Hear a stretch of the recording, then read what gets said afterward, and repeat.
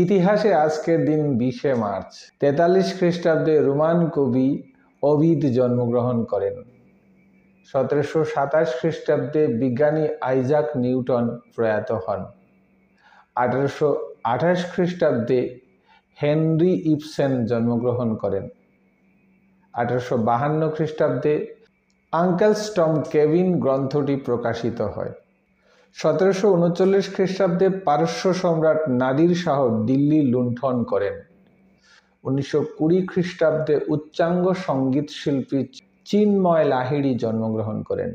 1956 খ্রিস্টাব্দে টিউনেশিয়া ফরাসি উপনিবেশ থেকে মুক্তি লাভ করে স্বাধীন হয়। 1962 খ্রিস্টাব্দে ভারতের জৈব রসায়নের পথিকৃৎ বিজ্ঞানী ধীরেন্দ্রচন্দ্র গুহ প্রয়াত হন। 1973 খ্রিস্টাব্দে শ্যামাপ্রসাদ গোস্বামীর মৃত্যু হয়। 1988 খ্রিস্টাব্দে বিশিষ্ট সঙ্গীত শিল্পী অখিল বন্ধু ঘোষের মৃত্যু হয়।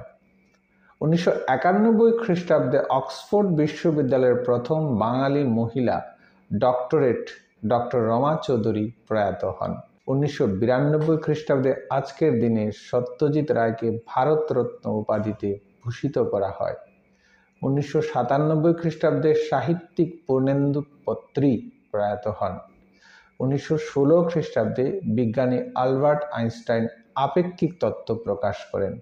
1951 খ্রিস্টাব্দে ভারতীয় ক্রিকেটার মদনলাল জন্মগ্রহণ করেন। 1966 খ্রিস্টাব্দে সঙ্গীত শিল্পী অলকা ইয়াগনিক জন্মগ্রহণ করেন। 2014 খ্রিস্টাব্দে ভারতীয় লেখক, রাজনীতিবিদ, সাংবাদিক খুশবন্ত সিং প্রয়াত হন। এই ছিল 20 মার্চের উপস্থাপনা।